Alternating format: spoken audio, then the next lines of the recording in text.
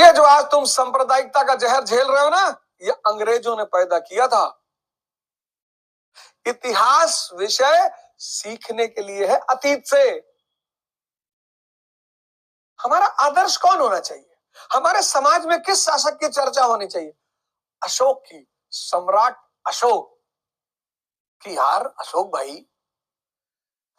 प्राचीन काल में तो भारत राष्ट्र नहीं था, तुमने कैसे बांध के रखा? इतनी बड़ी बात है ये।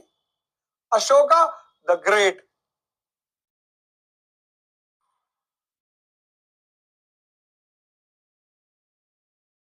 तब तो राष्ट्र नहीं था, तब तो नेशन नहीं था। इतने बड़े उपमहाद्वीप पर तुम्हारा कब्जा और तुमने उसको बांध के रखा, कैसे? तो थ्योरी ऑफ किंगशिप, धम्मा की नीति, फॉरेन पॉलिसी, इकोनॉमिक पॉलिसी, भाई साहब मजा आ जाए अशोक को पढ़ के।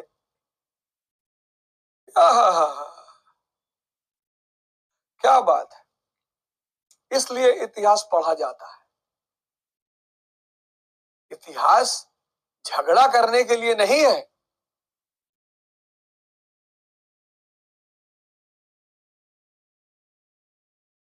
आज एक मित्र मिले थे, अरे बोले गांधिया को जो है। मैंने कहा गांधिया? कौन गांधिया? तुम्हारा कोई दोस्त है? कहे नहीं नहीं, वो महात्मा गांधी कह रहा हो। अबे मैंने कहा आइंस्टीन तारीफ करता हो, तुम्हारी अम्मा तुम्हारी तारीफ नहीं करती है, तुम्हारे पिता तुम्हारे तारीफ नहीं करते, पूरा मोहल्ला तुमको गाली देता है, और तुम कह रहे हो गंधिया।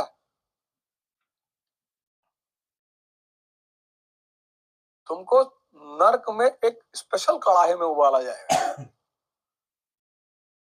तुम्हारी औकात है उसको गंधिया कहने की? है?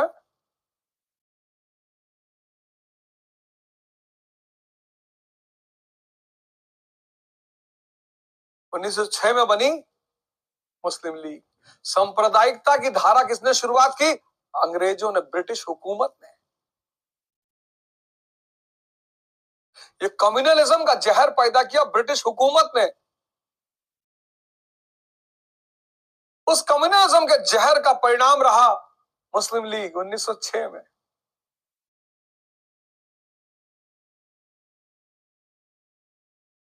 अब मुस्लिम लीग चूंकि सरकार ने बनवाई थी, तो सरकार पीछे से बताएगी क्या मांगना है।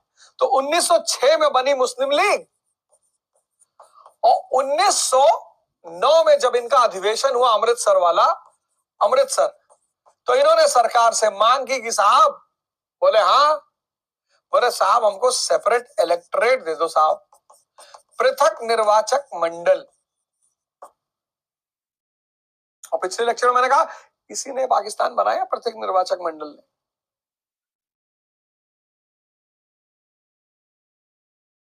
इसी ने पाकिस्तान बनाया, सेपरेट इलेक्टोरेट, पृथक। अब ये है क्या, देख लेते हैं क्या है, तो आगे बढ़ते हैं। किसी भी चीज को अंडरलाइन मत करिए। अब दो चीजें हैं, एक तो रिजर्वेशन है, आरक्षण जिसे हम कहते हैं। अच्छी चीज है, अगर राजनीतिक रूप से इसका इस्तेमाल ना किया जाए तो बहुत अच्छी चीज है। सरकार का दायित्व है कि देश में जो भी वर्ग पिछड़ा है उसे मुख्य धारा में लाया जाए, ये सरकार का दायित्व है। ये जो रात की मैं क्लास लेता हूं, ये सिर्फ मंडे से फ्राइडे ही चलेगी, 2 दिन छुट्टी रहा करेगा। तो भैया एक रिजर्वेशन है, एक सेपरेट इलेक्टोरेट है, पृथक निर्वाचक मंडल। इस देश की शिक्षा व्यवस्था ने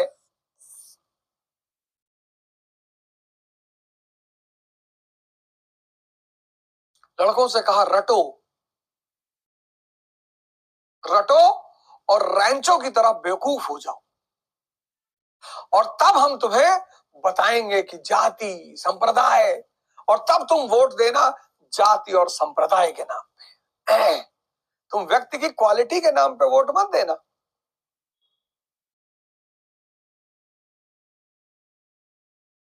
ना, उसकी योग्यता, उसकी उपलब्धि, ये सब मत देखना।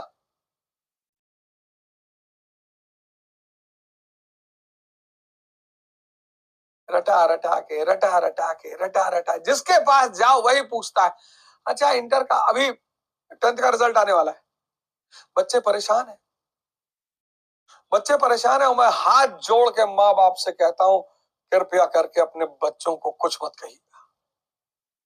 ठीक है, परसेंटेज अच्छा लाना बुरी बात नहीं है, मेहनत आदमी करता है तो परसेंटेज आता है, लेकिन अगर गलती से नहीं आया है तो मत कहिएगा। योग्यता किसी परसेंटेज की मोहताज नहीं है।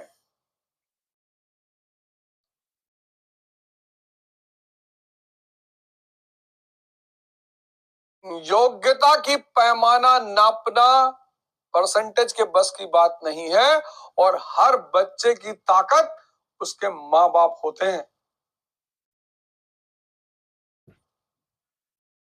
अपने बच्चों को डिमोरलाइज मत करिए, डिप्रेस मत करिए, डराइए मत उन्हें। 50% आ गया, आज जिंदगी में पहली बार मैंने ऑनलाइन कहा कि मेरा इलाहाबाद यूनिवर्सिटी से 61.5% है, और जिसको भी देखना हो आ जाए। इलाहाबाद यूनिवर्सिटी से ग्रेजुएशन 61.5%। जब पढ़ने लगे तब की बात बता रहे हैं।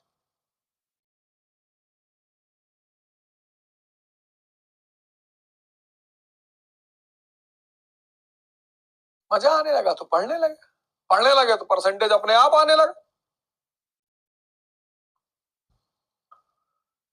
दिल्ली यूनिवर्सिटी का एग्जाम दिए, पोस्ट ग्रेजुएशन का हो गया। दिल्ली यूनिवर्सिटी का एग्जाम दिए, पोस्ट ग्रेजुएशन का हो गया।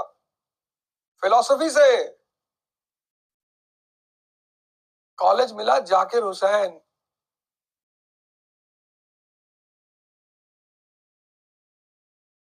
जिसको कभी डाउट हो आए, सबूत नहीं होगा पढ़ाना छोड़ देंगे। लेकिन ये मैं इसलिए कह रहा हूं कि जब मुझे पढ़ने में मजा आने लगा मैं पढ़ने लगा।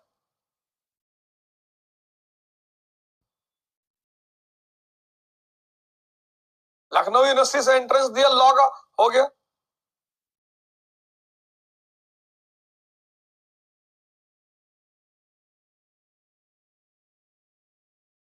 तो भैया परसेंटेज अच्छा आ रहा है तो बहुत अच्छी बात है, अगर नहीं आया तो बच्चों को टॉर्चर करने की कोई जरूरत नहीं।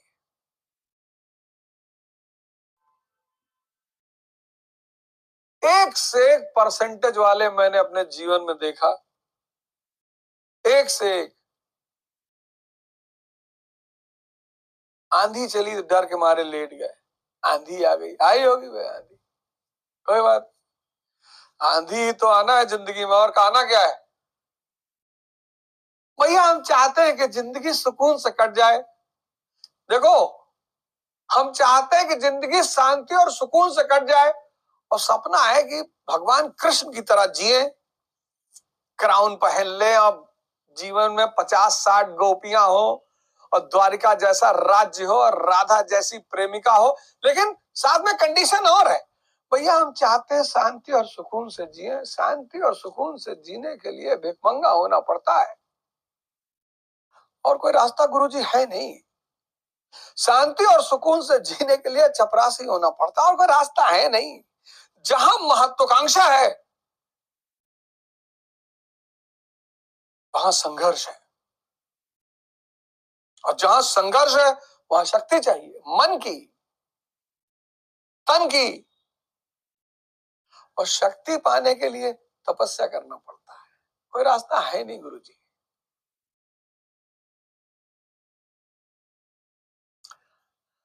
अब एक शहर लेते हैं प्रयागराज, दुनिया का एक ऐसा शहर है जिससे मुझे लगाव बहुत है। अब प्रयागराज में हिंदू है, मुसलमान है,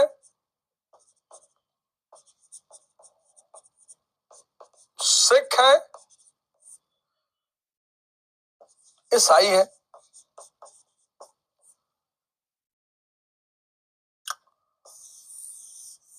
हिंदू मुसलमान, सिख, ईसाई। Now launching phase 2 with a stunning offer of 5% cashback.